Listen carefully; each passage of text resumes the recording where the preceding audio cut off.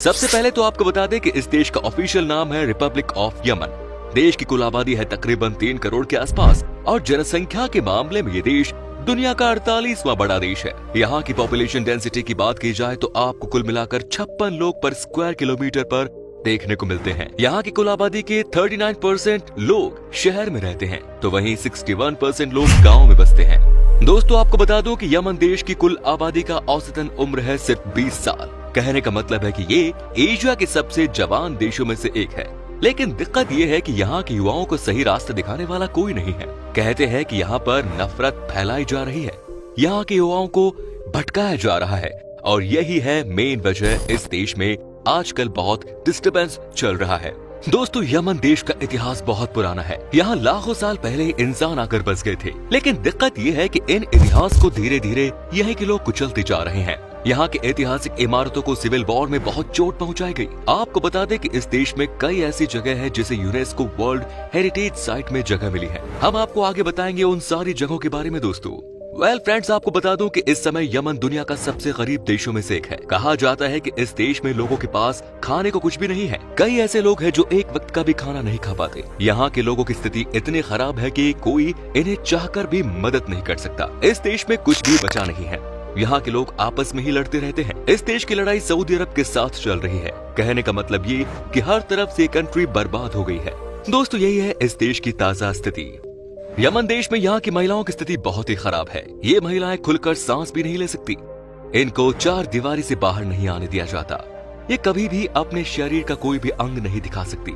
यहाँ पर महिलाओं के ऊपर ही यहाँ के पुरुष शान चलाते हैं। मिला जुलाकर कह सकते हैं कि इस देश की जैसी स्थिति है वैसी ही यहाँ की महिलाओं की भी है। दोस्तों आपको बता दूं कि उत्तरी यमन ने 1 नवंबर 1918 में और दक्षिणी यमन ने 30 नवंबर 1967 में ब्रिटेन से स्वतंत्रता हासिल की और 20 मई 1990 में एक हो गए।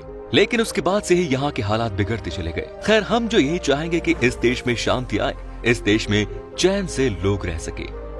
दोस्तों आपको बता दें कि यमन देश की ऑफिशियल लैंग्वेज अरबी है। यहाँ पर अरबी में ही लिखाई और पढ़ाई होती है। स्थिति इतनी खराब है कि यहाँ पर कोई आपको इंग्लिश बोलता हुआ नहीं मिलेगा।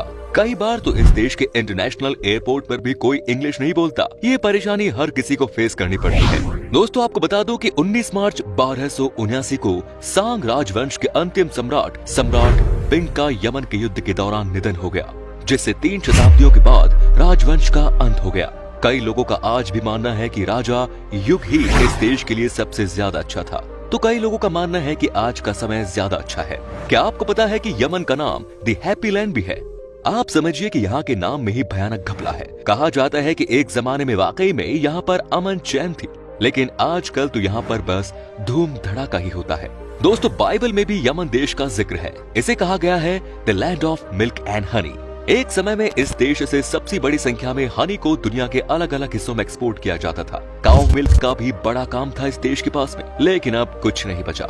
यमन का मेन सोर्स ऑफ इनकम आज के दिन में है क्रूड ऑयल और कॉफी। क्रूड ऑयल जो कि नेचुरल ही है यहाँ पर, जिसकी वजह से इस देश को थोड़ी बहुत इकोनॉमी बची हुई है, तो वहीं कॉफी को यहाँ से एक्सपोर्ट किया जाता है। अफ्रीका के कई देशों में यमन से कॉफी का एक्सपोर्ट किया जाता है। That is good thing. दोस्तों आपको बता दूं कि दुनिया का सबसे खतरनाक बीमारी में से एक कॉलेरा इस देश में सबसे ज्यादा फैला हुआ है। हर 51 में से एक इंसान को यह बीमारी इस देश में हुआ है। कई लोगों की तो जान चली गई। यहाँ की मेडिकल फैसिलिटी इतनी खराब है कि कोई इलाज के बारे में सोच भी नहीं सकता। कहाँ ये देश कभी जन्नत कहलाता था और कहाँ यमन अब जहन्नुम बन गया है। इसके पीछे यहाँ के लोगों का ही हाथ है। दोस्तों यमन के लोग हर बात को लेकर झगड़ा करते रहते हैं। यहाँ के लोग ही हद से ज्यादा शक्की हैं और इसका नतीजा है कि इस देश की ये हालत हो गई। आज इस देश में कोई भी आना नहीं चाहता, क्योंकि यमन में कई सालों से सिविल वॉर चल रहा है। इसकी वजह से इस देश के रहने वाले लोगों को बहुत दुख झेलना पड़ा है। यहाँ के लोगों को अपने घर परिवार से अलग होना पड़ा। यहाँ पर लाखों की संख्या में लोगों को बेघर कर दिया गया। इसी देश में आज के दिन सबसे ज्यादा बच्चों की स्थिति खराब है। दोस्तों आज के समय में तो यमन के लोगों का टैलेंट आपको देखने को नहीं मिलेगा, लेकिन आज से कई साल पहले कहा जाता है कि इस देश के लोग आर्ट एंड क्राफ्ट के मामले में वर्ल्ड लीडर थे। यहाँ पर एक से बढ़कर एक पेंटिंग आपको देखने को मिल जाएगी। आज भी कई शहरों में जिसे यहाँ के लोगों ने अपने मकान पर बनाया है, लेकिन अब यहाँ की परिस्थितियाँ बदल गई है। यमन का शहर साना एक जमाने में इस्लाम का बड़ा केंद्र माना जाता था। इस शहर में बड़े बड़े ज्ञानी आते थे धर्म का ज्ञान देने के लिए, लोगों को इस्लाम धर्म के बारे में बताने के लिए और इंसानियत के बारे में बताने के लिए। आप इस बात से अंदाजा लगा सकते हैं कि एक समय में ये शहर कितना डेवलप था कि 11वीं सेंचुरी में ही यहाँ पर 6000 से ज्यादा घरों को डेवलप कर दिया गया था। यमन लोगों के बीच में मार्क नामक खाना बहुत पॉपुलर है। यहाँ के लोग इस डिश को बहुत ही चाव से खाते हैं। इस डिश को यहाँ पर हर बड़े फंक्शन में बनाया जाता है।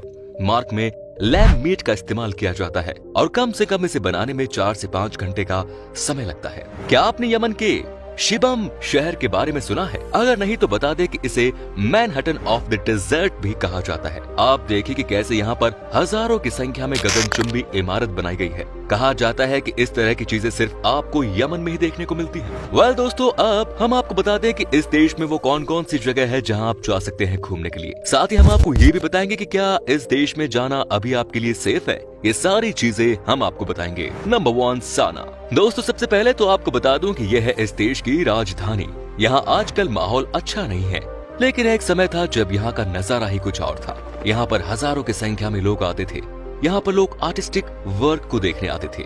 माना जाता है कि कुछ आज भी इस शहर में बहुत कुछ ऐसी जगह हैं जो कि हिस्टोरिकल हैं, लेकिन यहाँ पर समय ठीक नहीं चल रहा।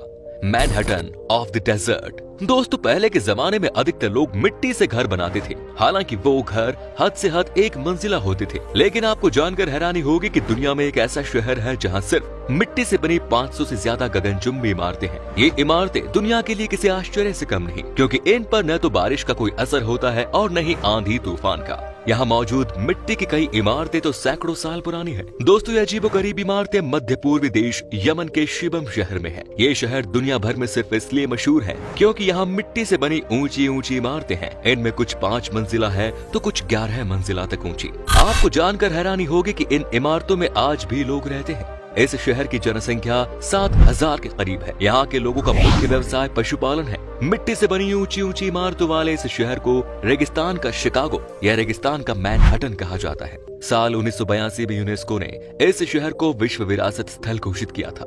हालांकि साल 2015 में यमन में गृह युद्ध छिड़ गया था, जिसकी वजह से यहाँ की इमारतों को काफी नुकसान पहुंचा। इस वजह से यूनेस्को ने उसी साल इसे खतरे में सांस्कृतिक विरासत के रूप में सूचीबद्ध किया। तो दोस्तों, ये भी एक ऐसी जगह है जहाँ पर कि आपको जरूर जाना चाहिए जब भी इस देश के हालात ठीक हों।